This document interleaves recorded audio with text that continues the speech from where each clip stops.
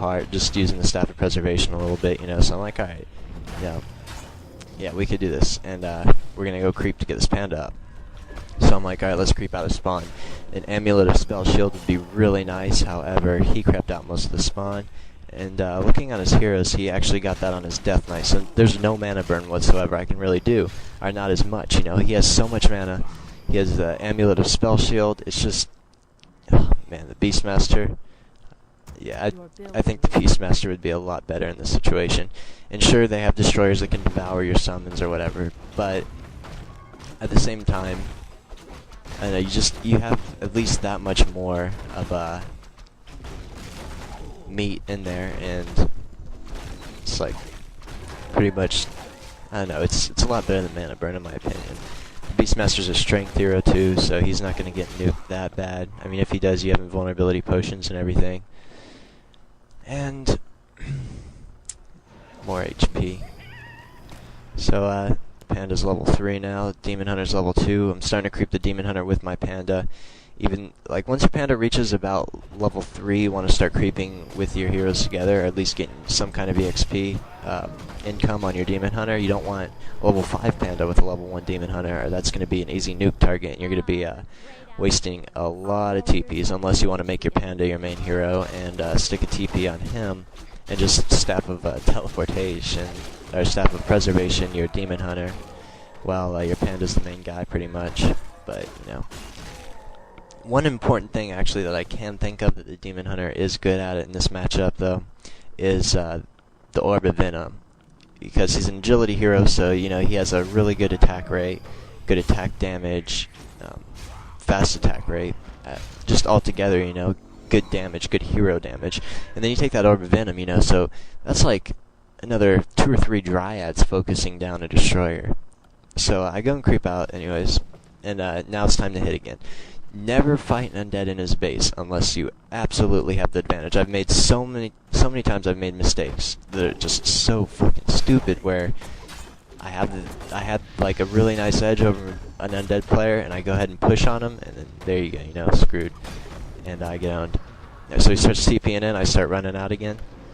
He TP's a little in the back there, so 2 bears are slowed right now. I preserve one. I was running my DH back to go preserve that other one, but nah, it didn't work out. So, right here, I'm like, alright, it's time to fight. I Drunken Haze, Breath of Fire that. I went to go Staff of Preservation my Panda. That was not good. He died. I was too far away to preserve him. But, this right here is not a good battle for me to be fighting him. And Bro did the smart thing, and when he was Drunken Haze, Breath of Fire, and everything like that, he went ahead and ran back a little bit until that wore off a bit. So that sucked. So now I lost almost all my bears. He's going after that other one. I'm like, alright, it's time to TP out. If I don't, he's going to be able to nuke a bunch of those archers. Then I'm going to have even less anti-air. He's going to be able to nuke my Demon Hunter. It's just better to be safe than sorry. You know, I already have 2 expansions going up, so I'm going to have way more of the time of gold income coming up. And, you know, 350 gold right now is nothing for me. I forced him to waste 3 TPs. I'm cool. I was about to go creep out, and then I see him pushing. You know, he has a pretty big edge. It's 56 food army versus 62 food army. And in the Undead's case, it's really nice. This is where he made one of the biggest mistakes that you never want to do. I went to go mana burn that DK, by the way, and he has a Staff of Damn Amulet Shield. He goes ahead and focuses my Demon Hunter with a shitload of full moon wells. It's at nighttime. I'm by a Ancient of Wonders, and so I have a potion. I have bears now that are just coming out. I have an Ancient of Lore and Ancient of War whacking at him, and I have a shop whacking at him. That is definitely not a good idea for him. However, base placement with the elf is definitely key. If I had my ancients back a little more, you know, I wouldn't be getting his army out this easy. It would, if my base placement was more shitty, I would end up getting screwed. And yeah. So he takes that Staff of mana stealing or whatever, a wand of mana stealing, and uses it on his Death Knight and goes ahead and fires up a Nova on me. I see that Naga's low. I checked it and I saw that it had no, what the hell, no boots. So I knew I was going to be able to chase that. He's not going to be able to coil it because it's a living hero. So now I got level 5 Demon Hunter, level 3 Panda. It's not really good. I wish a higher level Panda would definitely be a lot better. Start running back that bear, but fortunately that doesn't get away. Yeah, that was stupid too. 9 mana burn. You don't want to do that. You want to at least make sure the damn hero has 40 mana or so.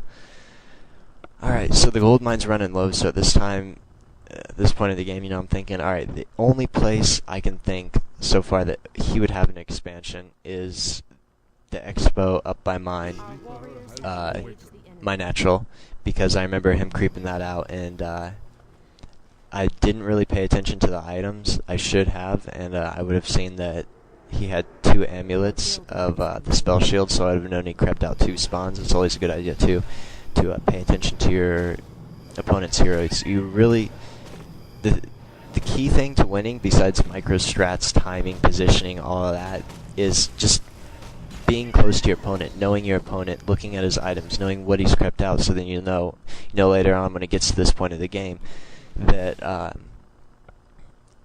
you'll be able to know where he expos or where he's planning on expoing. And just also another key thing to winning too, in my opinion, is to play the way your opponent doesn't want you to play. If you play just completely, I don't know, anything to piss him off or gain an edge, it would really tick him off, and it would really give you a big edge, a lot bigger edge than micro and strats and all that have to offer. Because once it gets down to it, I mean, micro and strats are not that hard to learn, but learning on how to piss off your opponent and play a way he doesn't want to is definitely key. Right now, I brought in, this is an example, I brought in some Goblin Sappers. I'm going to go ahead and focus this main down. And boom, down goes the main, and I TP out. Breath of Fire those. I could have gotten a couple more Echoes, but that's going to be really tough for him. He has no more A-bombs. He can't pump out any more A-bombs. He only has 3 Echoes, so he's definitely not doing good with the gold. 3 Echoes on the mine. He has to summon another Necropolis, so I'm definitely going to be getting, a superior army in the long run. I have 3 expansions up and running now. I go ahead and I decide to go up in high upkeep, just simply because it'll be that much harder for him to hit and run all my shit. And I have 3 expansions to back it up. Generally, you don't want to do that unless, you have 3 expansions.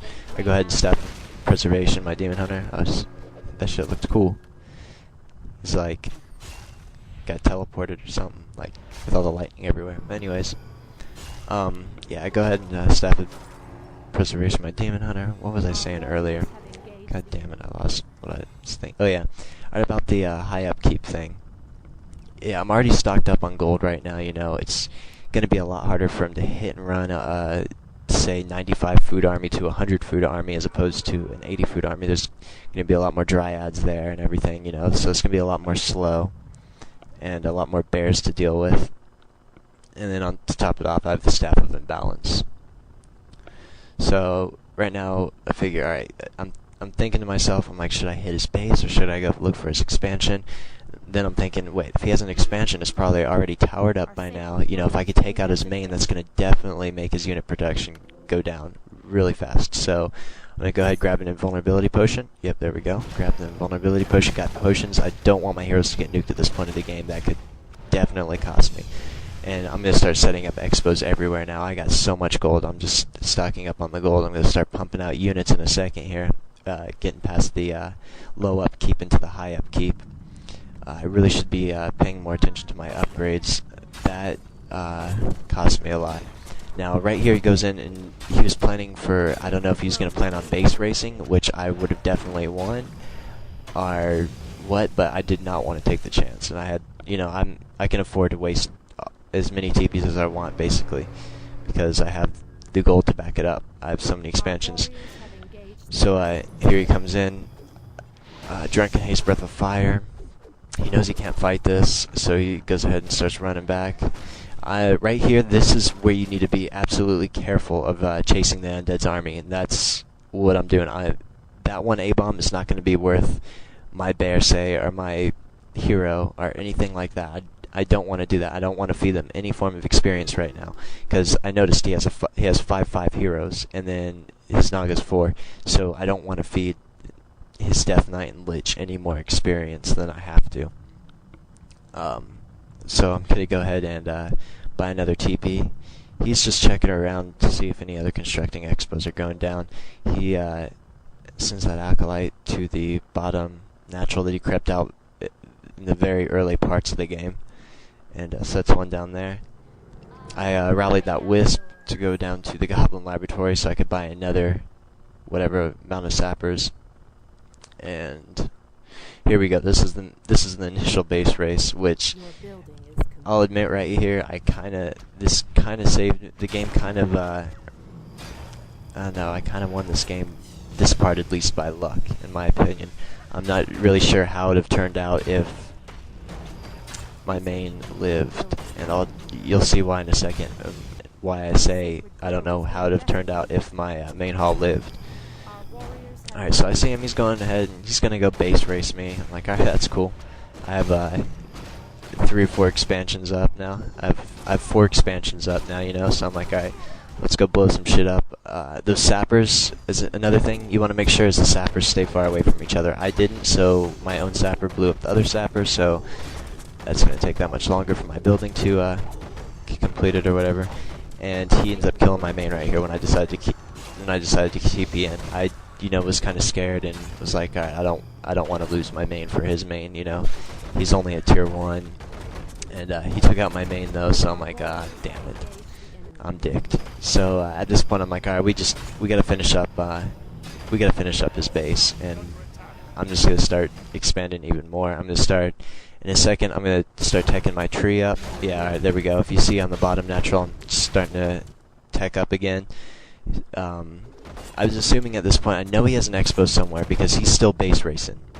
If he didn't have an expo, he'd have went back there, you know, and tried to base race and everything. So I'm running my dryads down there.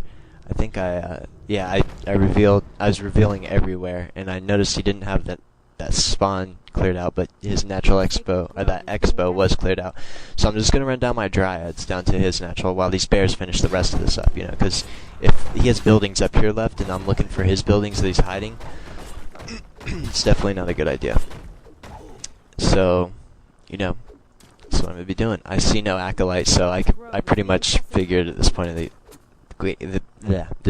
game, it was all building. He was all hiding buildings and everything. He sends in the destroyers, but does not notice I have a hero and a dryad, and one of them gets killed by that. That's pretty smart of him, though, to send in just the destroyers, because I was just going to leave just my bears back there, but... Ah, damn. So, there goes my last Moonwell, and now the quest for hidden buildings is going to start. Right now, I'm like, damn, there's so many spots he can be, hiding buildings at, you know. So I'm like revealing all over like the bottom part of the map first because his echo goes out and everything. Took out his expo, so now I definitely know he's hiding buildings. I'm not gonna bother TPing to that expo. I have, let's see, yeah, I have 2 more expos. He has nothing left. It's better. I have no Moonwells to fight by, you know. It's better just to look for his hidden buildings. If he went for my expo that had all those Moonwells by it, I'd definitely fight there. I'd definitely TP in and go fight him right there. But, you know, I'm not going to fight by no Moonwells at all and chance my Demon Hunter or Panda getting nuked and then having nothing left, you know. So I see him hiding Necropolises, so I'm like, alright, that's cool. I'm going to start having just the army focus on my Demon Hunter chases, so his Echo won't get away. And that's the end of that game, pretty much. His army went in to try to defend that shit, and there you go. He was defeated. And no good games went up, but later on in the channel he said good game, and that was good game. And yeah, we're gonna get another.